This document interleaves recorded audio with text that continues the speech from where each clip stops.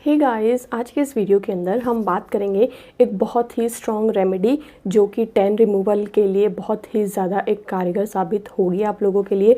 तो अगर आप लोग भी टैनिंग से बहुत ज़्यादा परेशान हो चुके हैं और वो जा ही नहीं रही है, क्योंकि ऐसा होता है ना कि टैनिंग होने में तो सिर्फ 2 मिनट लगते हैं, बट उसको जाने में शायद 2 महीने भी लग सकते हैं और शायद उससे ज़्यादा भी लग सकता है, और ये आप लोगों को बहुत अच्छे से पता होगा। ठीक है, तो चलिए शुरू करते हैं वीडियो को। तो वीडियो अगर अच्छी लगे तो do like this video, subscribe this channel, और हाँ, शेयर ज़रूर कर दीजिएगा वीडियो को। तो अगर टैनिंग की बात करें ना, तो जो बहुत ज़्यादा जिनकी फेयर स्किन होती है तो उनको उतनी ज़्यादा टैनिंग नहीं होती है जितनी कि नॉर्मल या ब्रिटिश या फिर डस्की स्किन जो होती है उस पर टैनिंग बहुत ज़्यादा हो जाती है ना।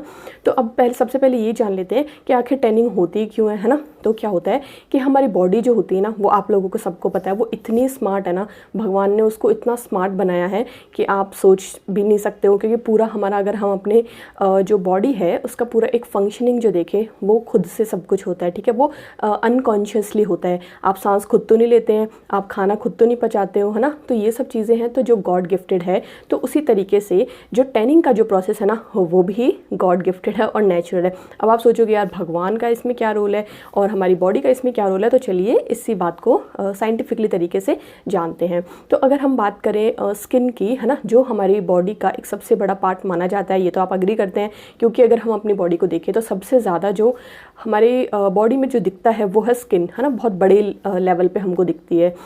तो जब हम धूप में जाते हैं तो सन के अंदर जो सन रेज़ होती है, UVA UVB, है ना, तो ये सब जो रेज़ होती है ना, ये हमारी स्किन को, हमारी बॉडी को बहुत ज़्यादा नुकसान पहुंचाती है ना। तो हमारी जो बॉडी है वो इतनी ज़्यादा स्मार्ट होती है ना कि वो क्या करती है ना, फटाफट से ना एक लेयर बना देती है।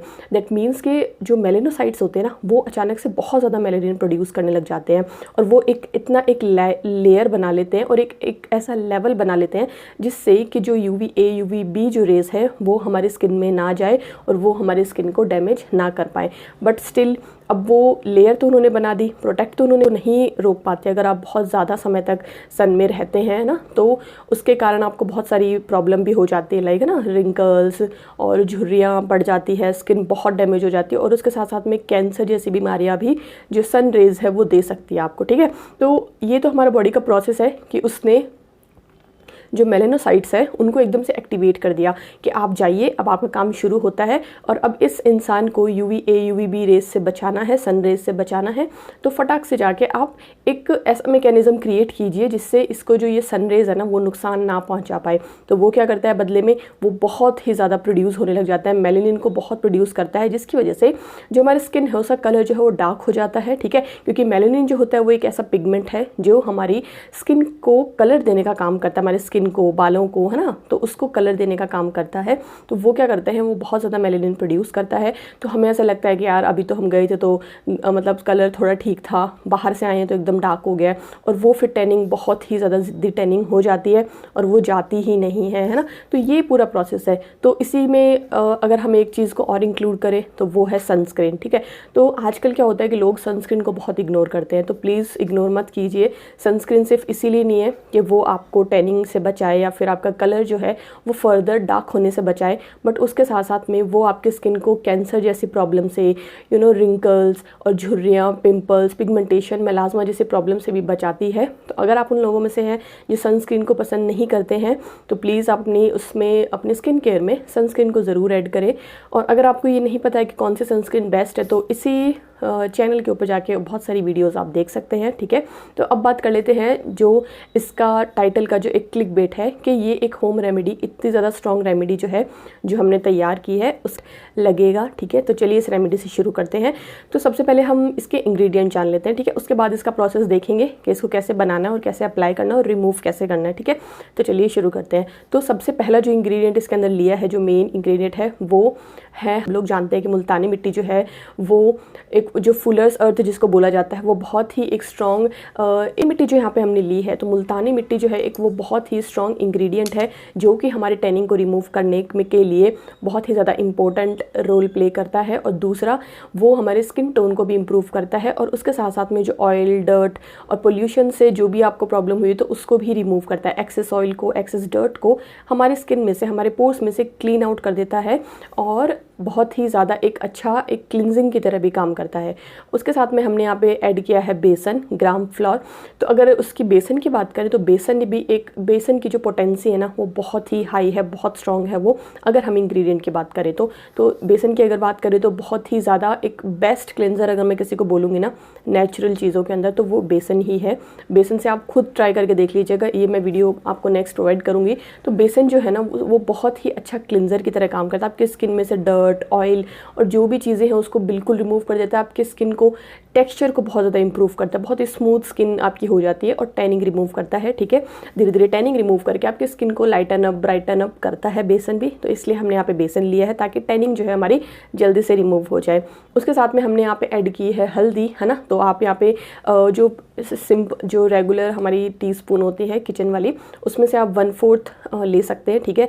तो वो किचन वाली भी ले सकते हैं, और कस्तूरी अगर हल्दी है वो भी ले सकते हैं, है ना, ऑप्शनल। अगर आपके पास नहीं है तो कोई दिक्कत नहीं है, आप जो किचन वाली हल्दी है वो भी यूज़ कर सकते हैं। जैसे कि आप देख सकते हैं मैंने भी वही ली है, क्योंकि कस्तूरी हल्दी अभी नहीं है मेरे पास, बट हो तो वही यूज़ करिएगा, ठीक है। तो हल्दी ली है यहाँ पे हमने। अब हल्दी की तो हम क्या ही बताएं, हल्दी तो हमारे एनिशंट इंडिया के अंदर एनिशंट टाइम से यूज़ होती हुई आई है, स्किन लाइटनिंग के लिए, ब्राइटनिंग के लिए, ग्लोइंग स्किन के लिए, है ना। तो इसलिए हमने हल्दी को यूज़ किया है। हल्दी जो है ना वो टैनिंग रिमूव करने में बहुत ही ज़्यादा अच्छा रोल प्ले करती है। उसके साथ साथ में अगर यहाँ पे हम बात करें तो मैंने यहाँ पे लिकरिश पाउडर लिया है, ठीक है, मुलेठी पाउडर जिसको बोला जाता है।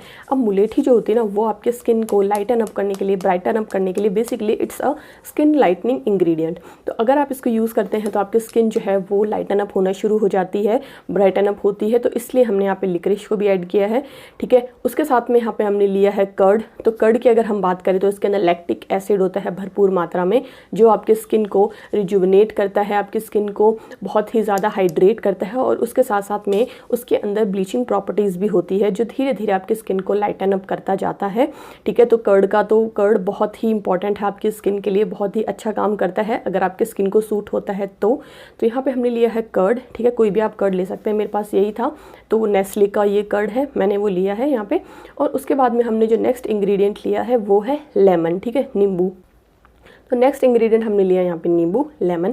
तो लेमन की अगर हम बात करें तो इसके अंदर बहुत भर के एक नेचुरल ब्लीचिंग एजेंट होता है ये, ठीक है। तो आपकी स्किन को नेचुरली ब्लीच आउट करता है, उसके साथ साथ में आपकी स्किन को लाइटन अप करने के लिए, स्किन लाइटनिंग के लिए भी जो लेमन है उसके अंदर सिट्रिक एसिड पाई जाती है, विटामिन सी होता है भर के, तो आपके स्किन को लाइटन अप करता है।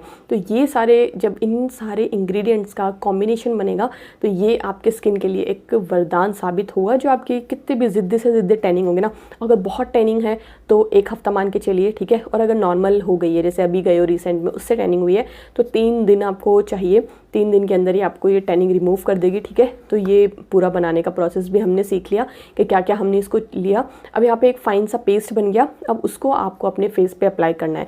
तो यहाँ पे एक चीज़, 2 टिप्स आपके साथ शेयर करना चाहूँगी कि बहुत थिन लेयर नहीं लगानी है हमको, ठीक है, बहुत ही एकदम थिक लेयर लगानी है इसको। तो कोशिश करना हाथ से या ब्रश, जो भी आपको कंफर्टेबल लगे, तो बहुत ही थिक लेयर आपको लगानी है, और इसको बिल्कुल ड्राई आउट नहीं करना है, ठीक है। बहुत बिल्कुल ड्राई आउट बिल्कुल नहीं करना है।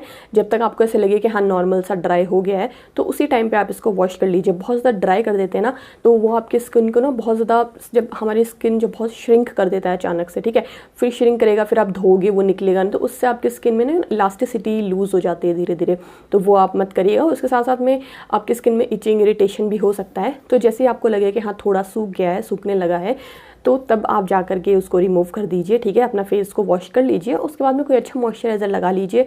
और हाँ, डे टाइम में सनस्क्रीन ज़रूर लगानी है आपको, ठीक है। तो सनस्क्रीन, एक अच्छी सनस्क्रीन आप इसको लगा लीजिए। और यहाँ पे मैंने जो अपने आईज़ पे, लिप्स पे सब जगह लगा लिया, क्योंकि यार सब चीज़ें अगर टैनिंग रिमूव हो जाएगी तो अच्छी बात है। तो सब जगह की मैंने पूरे फेस पे लगा लिया, आप भी लगा सकते हैं, कोई भी दिक्कत नहीं है।